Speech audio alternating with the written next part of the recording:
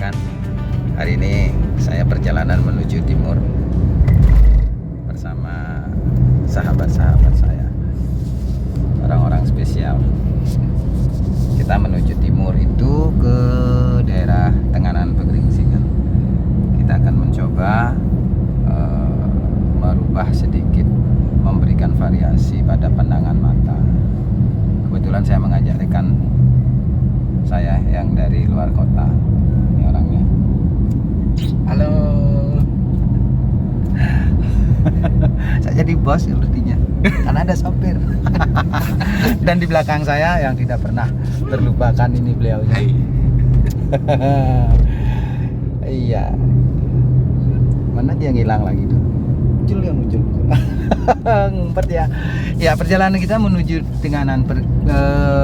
Tenganan Pegeringsingan gitu untuk ya melihat-lihat, rekreasi, tapi rekreasi lebih pada pengamatan demikian terkait dengan rekan saya yang jauh-jauh dari Salatiga datang ke Bali untuk mendapatkan sesuatu yang berbeda, baik terkait seni budaya maupun yang lainnya. Nah, jadi perjalanan ini dalam rangka nemenin gitu, sekalian ya mencari suasana baru. Bagaimana perjalanan selanjutnya, apa yang ada di situ, apa yang kita lakukan, simak aja nanti. Trafik perjalanan masih sedikit lenggang, barangkali karena ada hari juga udah sedikit sore demikian. Dan Bali secara umum bisa dikatakan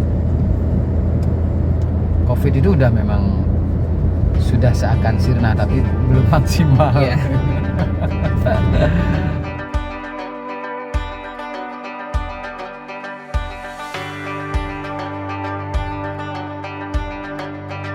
Sekarang sudah sampai di Tenganan Pegeringsingan. Itu rekan saya, ya langsung lari itu karena nggak sabar untuk segera memasuki desa wisata, desa budaya Tenganan Pegeringsingan. Yuk kita ke sana yuk.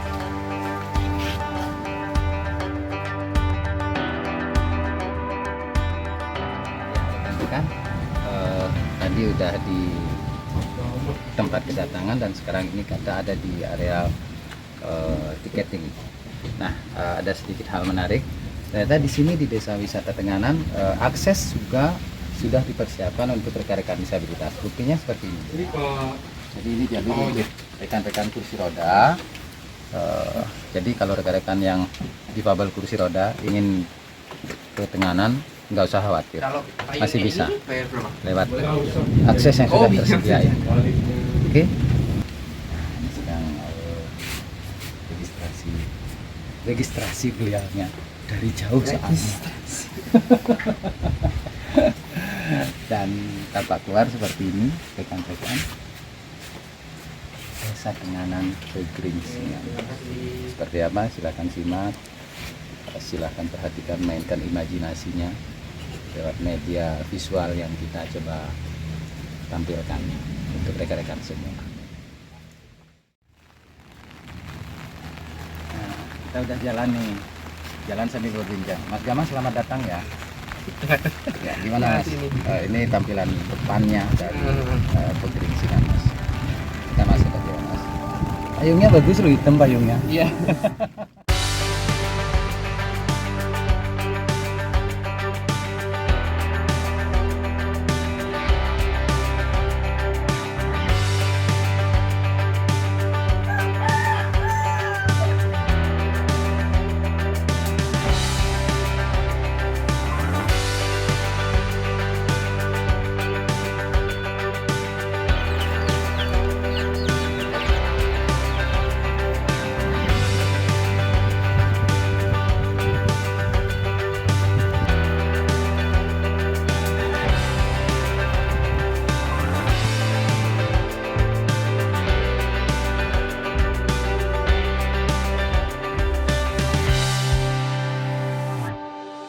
Beli mau tanya, apakah Balai Banjar itu bisa dipakai untuk menari?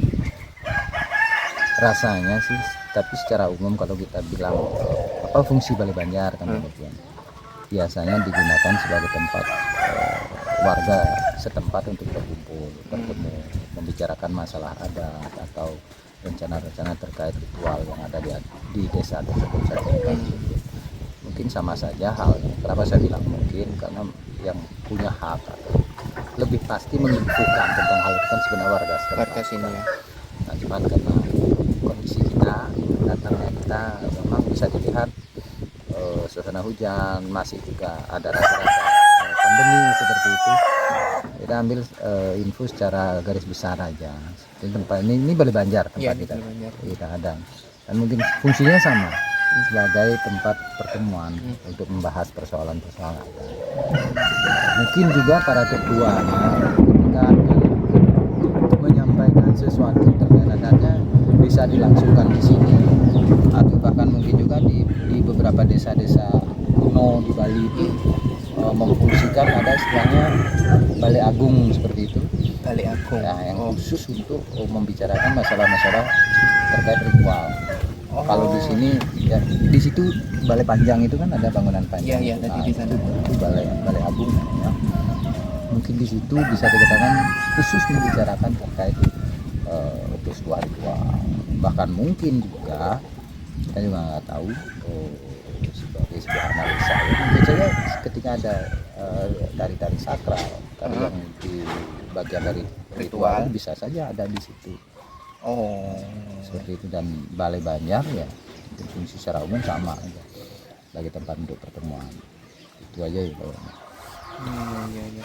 Terus ini kan tadi aku melihat dari awal masuk itu kesan yang aku terima adalah mengapa rumah-rumahnya ini malah justru mirip dengan NTT walaupun tidak mirip karena gapuranya beda juga.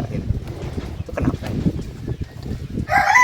Itu pertanyaan yang susah dijawab itu Mas, membutuhkan sebuah wawasan yang lumayan karena aku sendiri belum pernah ke NTT. Tapi tidak salah kalau kita mencoba untuk mencari sebuah apa istilahnya itu analisa. Kalau zaman dulu yang namanya kampung-kampung desa-desa kuno itu pengaruh dari kerajaan itu kan lumayan besar, kental di mana raja-raja waktu itu memiliki punggawa atau panja yang bisa dikatakan tidak semuanya berasal dari daerah setempat. Sama dengan kemudian di sisi yang lain seperti tadi atap rumah, mungkin lihat dari atap rumah ya. Kalau di sana kan mungkin dari rumbai pohon daun enau, daun lontar gitu. Ini kan daun kelapa nih. Ya barangkali karena itu yang lebih gampang dicari kan di sini sehingga itu yang dominan dipakai. Dulu kan nggak ada pilihan untuk atap itu ya, tidak untuk membuat ya tapi untuk ya kayak dapat dari alam ya, ngambil dari alam dimanfaatkan untuk dimanfaatkan setepat gitu. Ada atap seperti ini, ada juga atapnya dari sirat namanya ya, yang kayu itu.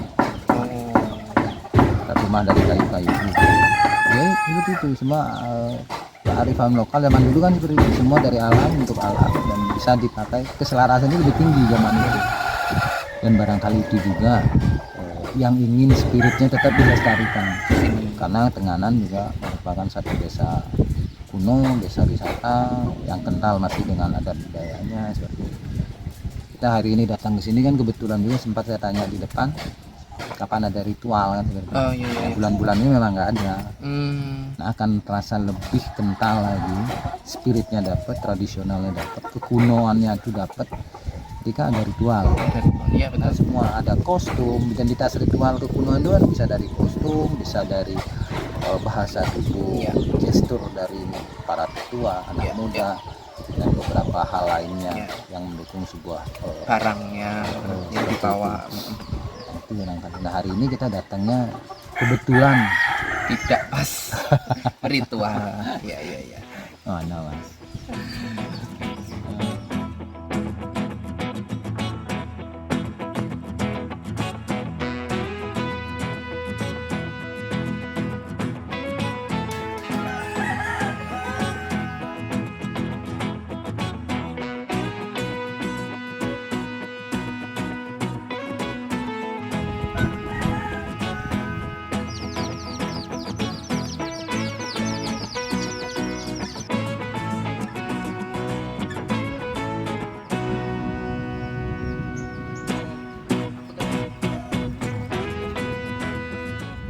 Oh iya ternyata.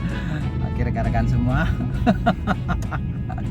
Ada hal unik terjadi. Oke buat semuanya. Demikian barusan kita bersama rekan saya Mas Gama sedang nyetir. Oke, sampai jumpa ya. Ini perjalanan kita.